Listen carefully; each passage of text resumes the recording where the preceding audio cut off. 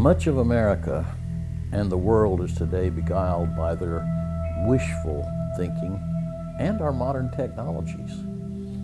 Science can create a virus, both biological and technological, and can create a cure, both biological and technological.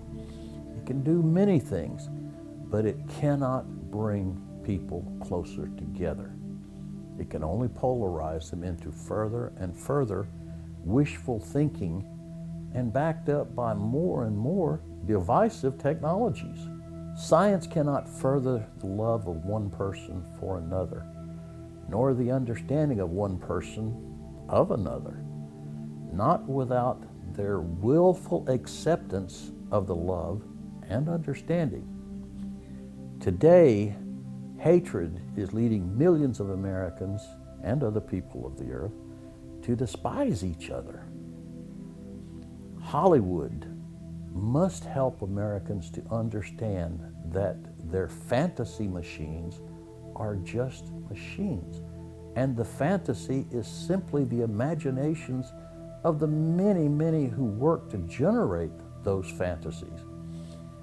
But reality is not a fantasy, nor is it showy words and images unless backed up by real actions. Flowery speeches and images of a bouquet of roses do not mean the words or the image convey the reality, perhaps not even a modicum of its essence, the actions of a flower.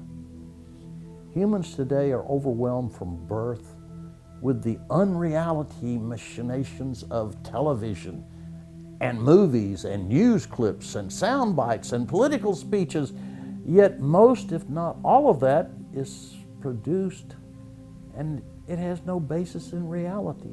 And it is the unreality that now pervades the thinking patterns of most humans to a point where many can no longer differentiate lies, fantasies, and unreality from reality.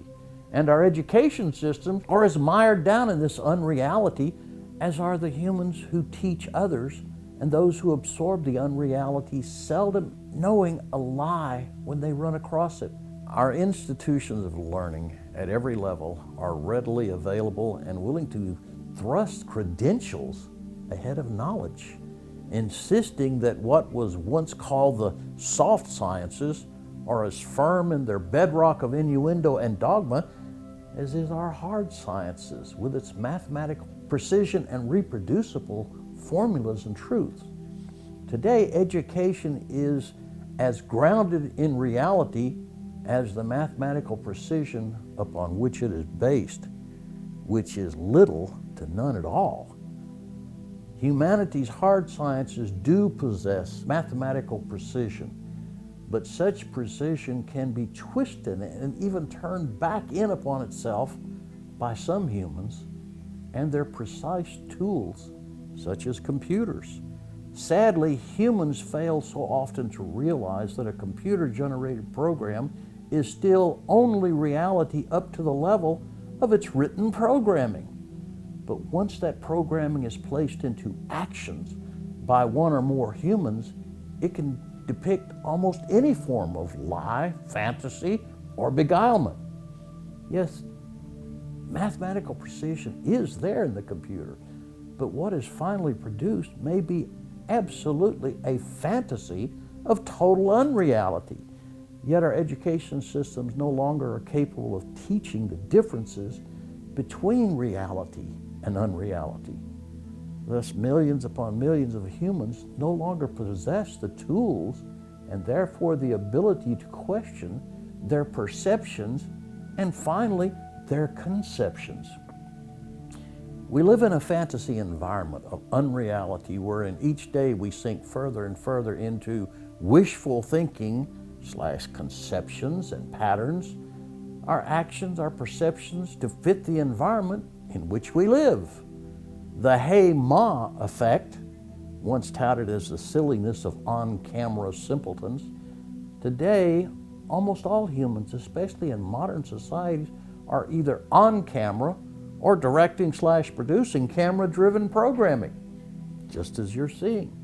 We spy on each other, Skype each other, message each other, and interface with each other more and more today, yet we are dividing ourselves into more and more fractured groupings, possessing more and more outrageous beliefs and philosophies.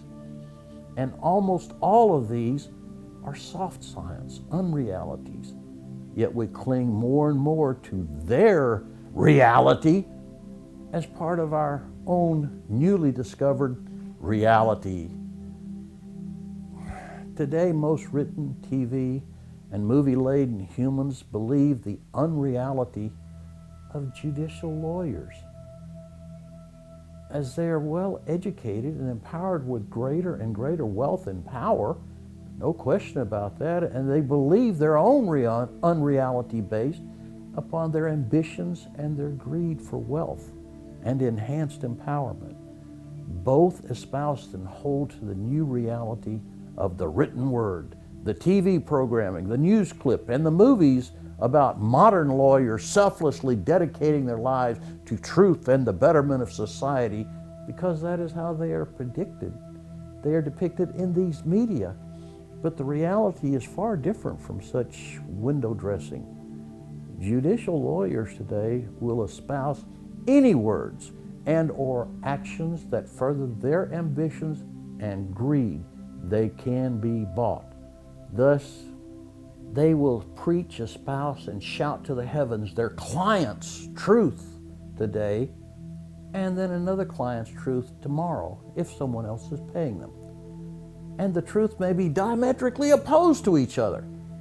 And every time a judicial lawyer does such a thing, they fall back upon and spout their own truth called ethics, which allows them to easily today do whatever they may well bless for tomorrow. America's news media today, along with its commentary hosts, don't even try to report reality anymore.